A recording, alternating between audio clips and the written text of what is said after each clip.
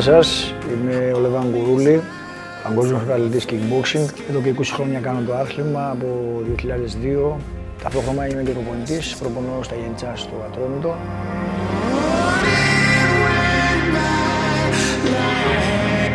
Προτείνω στα παιδιά να ασχοληθούν και να κάνουν kickboxing γιατί είναι ένα δυναμικό άθλημα.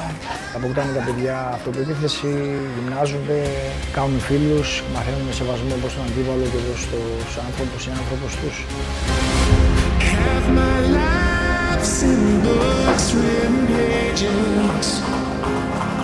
Έχω οικογένεια, έχω 3 παιδιά, περιμένουν το 4ο, δουλειά, προπόνηση, προπονώ τα παιδιά και παρόλο την ηλικία που πλέον δεν είμαι και πολύ μικρός, μεγάλη αγάπη που έχω σε αυτό το άθλημα, προσπαθώ πάλι και βρίσκομαι σε αρκετή πολύ καλή κατάσταση και παίζω πάλι ευρωδυναμικούς αγώνες.